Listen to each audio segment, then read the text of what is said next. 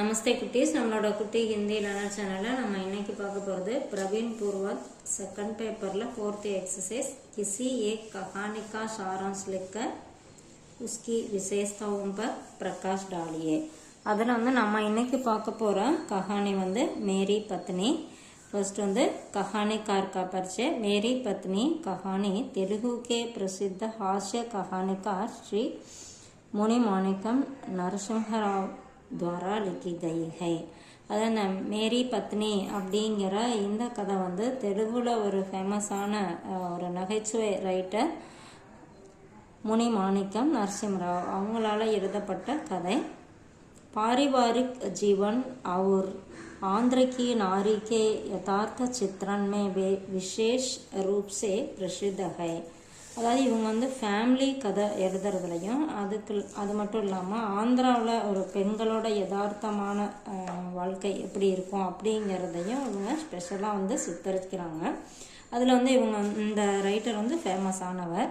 उन्होंने मछलीपट्टनम के Hindu college high school में इतिहास शिक्षक के रूप में कार्य किया. இவங்க மச்சிலிப்பட்டினம் அப்படிங்கிற இடத்துல காலேஜில் இருக்க ஒரு ஹை ஸ்கூலில் வரலாற்று ஆசிரியராக இருந்திருக்காங்க. ரச்சனாயே அவங்களோட படைப்புகள் உபாத்யாயுடு, திருமலை, வக்ரரேகா, ஆதி உபன்யாஸ் இதெல்லாமே இவரோட படைப்புகள். कहानी का परिचय அந்த கதையோட அறிமுகம். மேரி பத்னி ஏக் பாரிவாரிக் கஹானி है. மேரி பத்னி அப்படிங்கிறது ஒரு ஃபேமிலி ஸ்டோரி.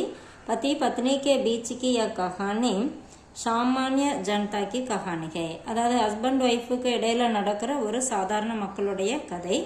पत्नी के विचारों को प्रधानता देने वाले पति उसे खुश करने के लिए जो करता है उससे पछताता है. அதாவது மனைவியோட கருத்துக்களுக்கு முன்னுரிமை கொடுத்து அவர் அவங்கள ஹாப்பியாக குஷ் கர்னே கேலியே கர்த்தா அவங்கள ஹாப்பியாக வச்சுக்கிறதுக்காக என்ன செய்கிறாரோ அதனால் அவர் வருத்தப்படுறாரு.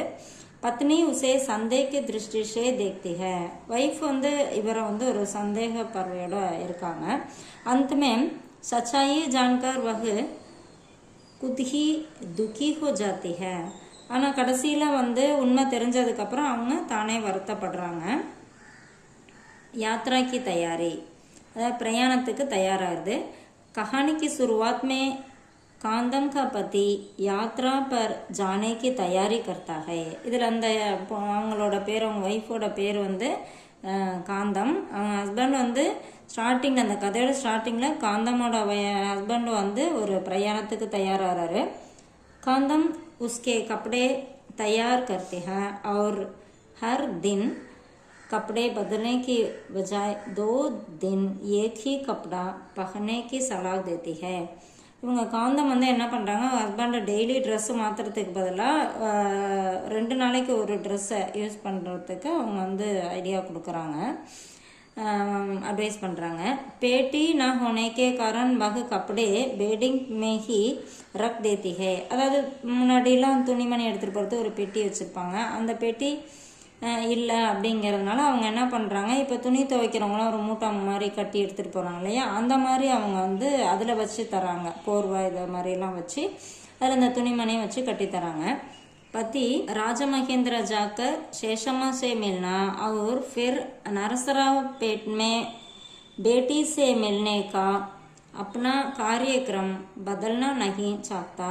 அதாவது இவங்க இந்த காந்தமோட ஹஸ்பண்ட் ஃபஸ்ட்டு ராஜமகேந்திர போயிட்டு அங்கே சேஷம்மா அப்படிங்கிறது காந்தமோட ஃப்ரெண்டு, அவங்கள உடம்பு சரியில்லை, ஸோ அவங்கள பார்க்கவும் ஃபிர் நரசராவ் பேட்டையில் இருக்க தன்னோட பொண்ணை பார்க்கணும் அப்படிங்கிற அவரோட அந்த நிகழ்ச்சியை அவர் மாற்ற விரும்பலை.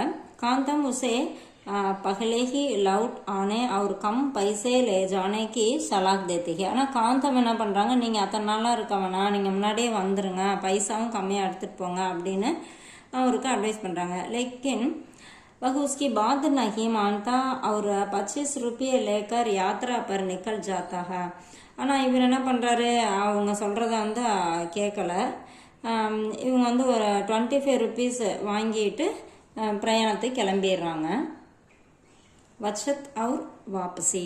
அச்சத்துனா சேவிங்ஸும் அப்புறம் ரிட்டர்ன் வரதும். காந்தம் கோ कुछ करने के लिए उसका पति हर जगह बचत करने की कोशिश करता है. அதாவது இந்த காந்தம் வந்து சந்தோஷப்படுத்துறதுக்காக அவங்க ஹஸ்பண்ட் என்ன பண்ணுறாரு, ஒவ்வொரு இடத்துலையும் பணத்தை வந்து சேமிக்கிறதுக்கு முயற்சி பண்ணுறாரு.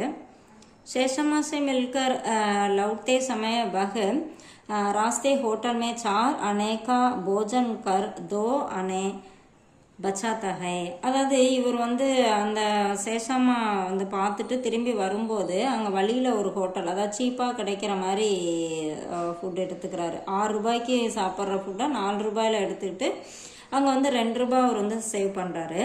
रेल टिकट भी चरण दर चरण लेकर कुल छह आने की பச்சத் करता है. அதாவது அதுக்கப்புறம் என்ன பண்ணுறாரு, டிக்கெட் வந்து ஒரே டைமாக எடுத்தால் டிக்கெட் நிறைய ஆகும். ஸோ பிரித்து அந்த மாதிரி எடுக்கிறாரு. அதுலேயும் வந்து அவர் நம்ம சஹ அணைக்கு பச்சத் करता है. 6 ரூபாய் வந்து 6 ஆனா வந்து அவர் சேவ் பண்ணுறாரு.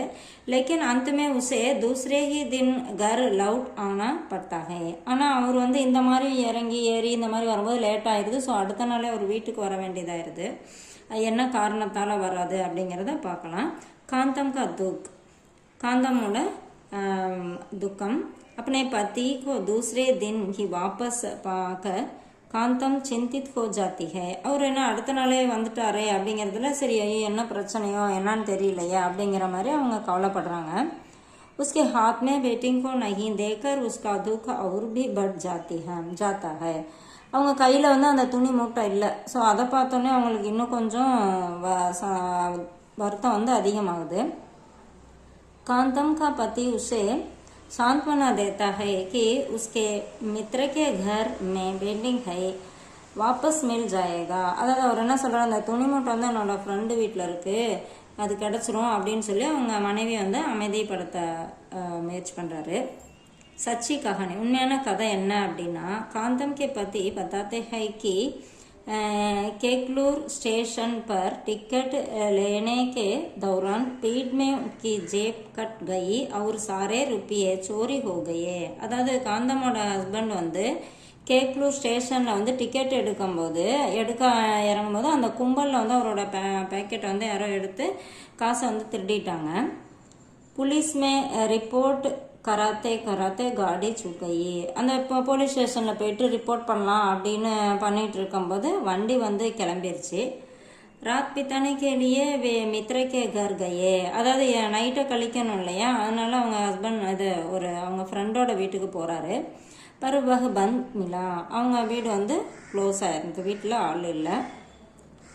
मजबूर होकर उन्होंने टिकट बेचकर केले खाए और गुड़ीवाड़ा में दूसरे मित्र से पैसे उधार लेकर घर लौट आए. அவர் என்ன பண்ணுறாரு, ரொம்ப கஷ்டப்பட்டு தன்னோட டிக்கெட்டை வந்து அவர் சேல்ஸ் பண்ணி அதில் வந்து வாழைப்பழம் வாங்கி சாப்பிட்றாரு. ஏன்னா பசிக்கும் இல்லையா, அவர் சாப்பிடாமே இருக்க முடியாது.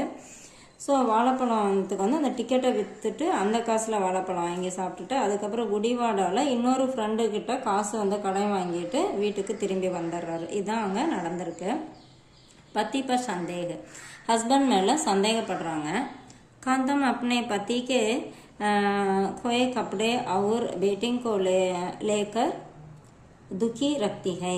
அதாவது காந்தம் வந்து அவங்க ஹஸ்பண்டு மிஸ் பண்ணிட்டாங்க இல்லையா, அந்த துணியை அந்த பெட்டியெல்லாம் போச்சு அப்படிங்கிறதுல அவங்க வருத்தப்பட்டுட்டு இருக்காங்க. பாத்மே ஏக்கு கூலி பெயிண்டிங் கர் பகுஞ்சா தேத்தா ஹை. அப்போ வந்து ஒரு கோழி வந்து ஒருத்தர் பெட்டியை வந்து வீட்டில் கொண்டு வந்து வைக்கிறாரு. கியோங்கி सहयात्री उनका पुराना विद्यार्थी था और बेडिंग पर பத்தா லிக்காத்தா.